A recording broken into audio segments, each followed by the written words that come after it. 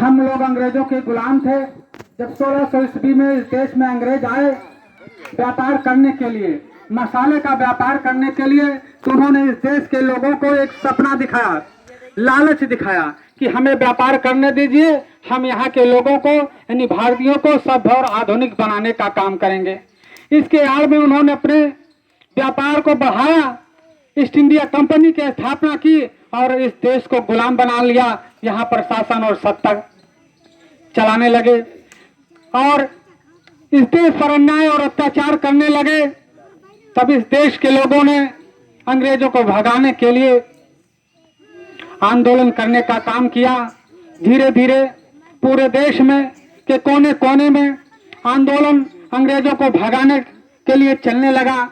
उन्हीं तमाम क्रांतिकारियों में जैसे आप लोग नाम जानते हैं, चंद्रशेखर जी का, सरदार भगत सिंह का, महात्मा गांधी जी का, जवाहरलाल नेहरू जी का, शास्त्री जी का, जैसे तमाम लोगों के नाम तो आप जानते हैं। लेकिन उन्हीं में से एक नाम था बापू महाशय मसूरिया दीन जी का, जिसका शायद आप लोग यहाँ के लिए भी नया, काफी लोगों के लिए होगा, नहीं जानते होंगे। बापू महाशय मसूरिया दीन जी भी अपनी शिक्षा दीक्षा के बाद देश की आजादी की लड़ाई में कूद गए। वो इलाहाबाद का नेतृत्व भी किया था और पंडित जवाहरलाल नेहरू जी के साथ कई बार जेल गए।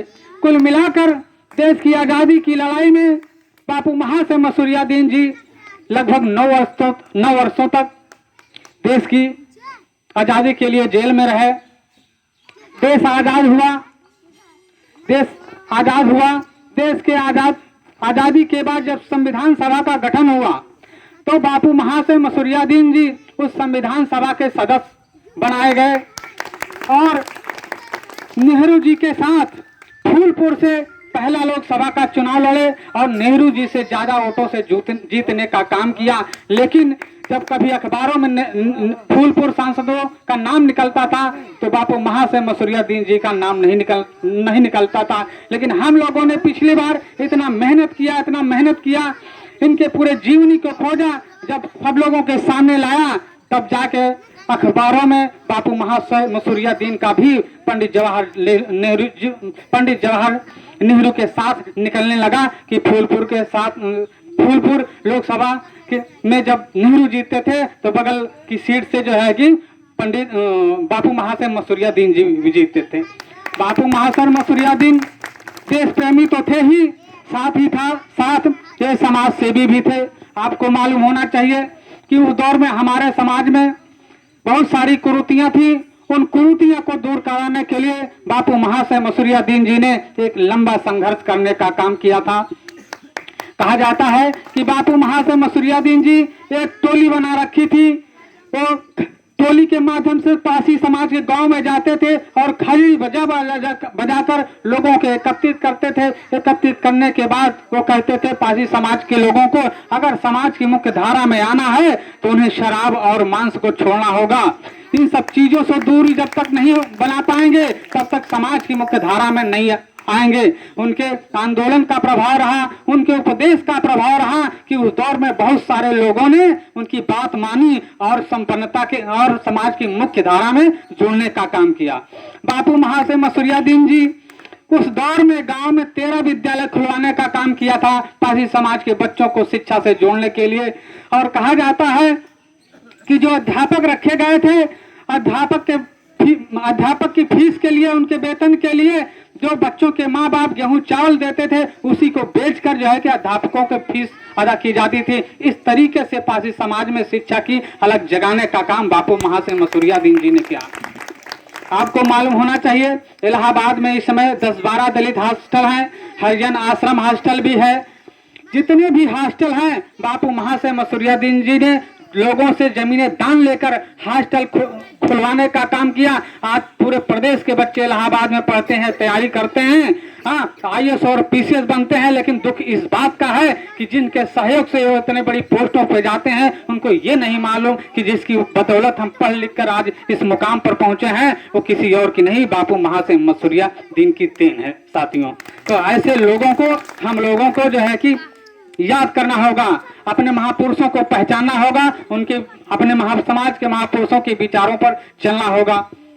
आपको बताना चाहेंगे कि जब यह देश आजाद हुआ, भारतीय संविधान सभा का गठन हुआ, हमने बताया कि बापू महाशय मसूरिया दीन जी भी संविधान सभा के सदस्य थे। जब संविधान, अगर देश आजाद न होता, जो बहुत सारे लोग संविधान की बात करते हैं, संविधान को अपने बाप की बकौती की भी कुछ लोग बताते हैं, जबकि ऐसा नहीं है।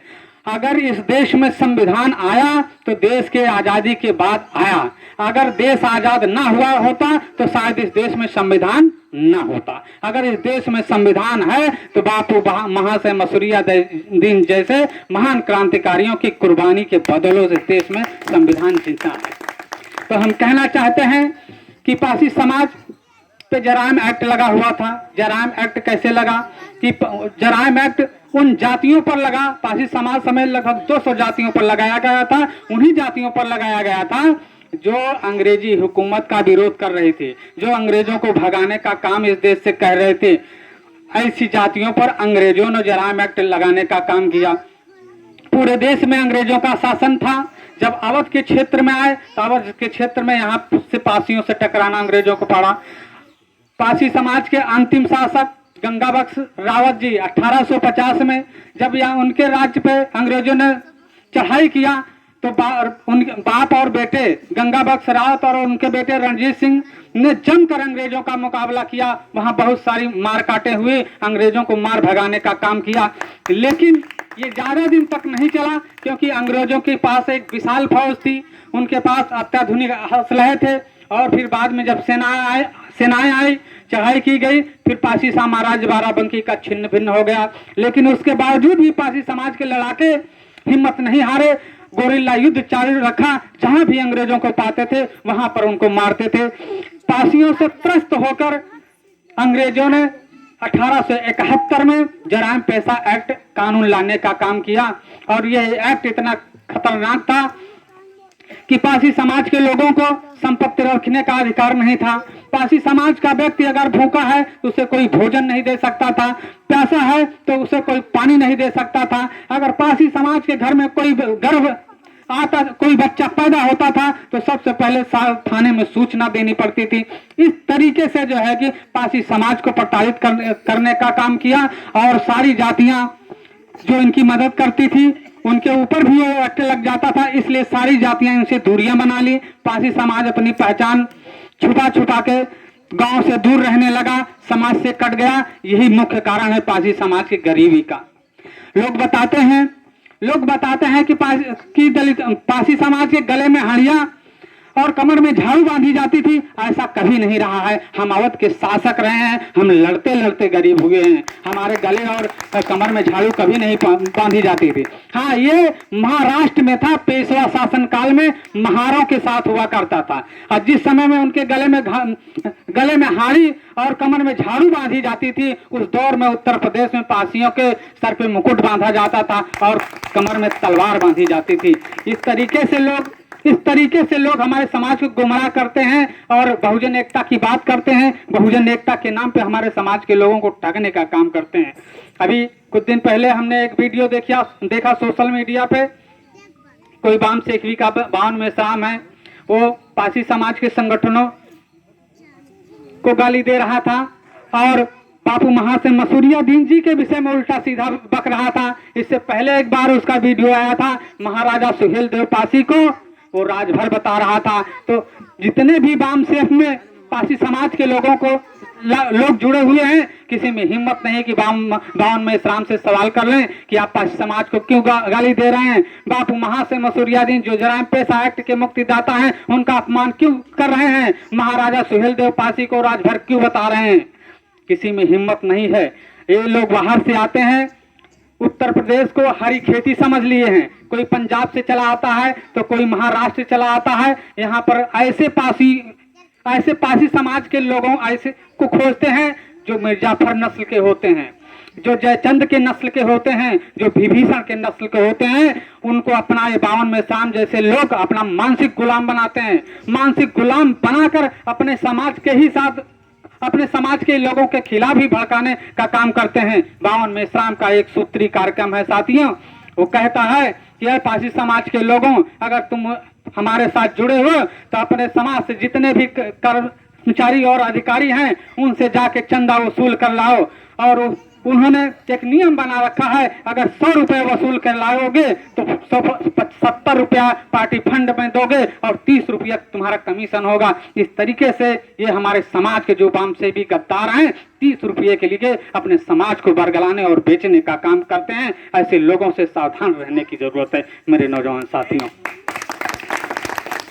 हम आपको बताना चाहते हैं कि हम दूसरों की जय जयकार करते हैं। हमारे समाज में महाशय, हमारे समाज में मदारी पासी जी हैं, उनके विचारों को पढ़िए। जितना उन्होंने समाज के लिए, अंग्रेजों के खिलाफ और जमींदारों के खिलाफ बगावत किया है, शायद किसी ने नहीं किया। आज जो गरीबों के पास जमीनें हैं, वो जमीनें अगर हैं तो मदारी पासी के आंदोलन की वजह से हैं, नहीं तो सारी जमीनें छीन ली जाती थी। लगान इतना बढ़ा दिया जाता था कि लोग जमीन नहीं लेते थे। इस तरीके से प्रताड़ित किया जाता है। लेकिन हम अपने समाज के मसीहा को नहीं जानते, हम अपने बाबू महाशय मसूरिया दीन जी को नहीं जानते, दूसरों की जय जयकार करने का काम करते हैं। तो हम समाज के लोगों से यही कहेंगे कि अपने इतिहास को जानिए। अपने इतिहास को जब जानेंगे तो आपका आत्मविश्वास बढ़ेगा। आत्मविश्वास बढ़ेगा तो आप किसी के सामने दबेंगे नहीं, अपनी बात को मजबूती से कहेंगे।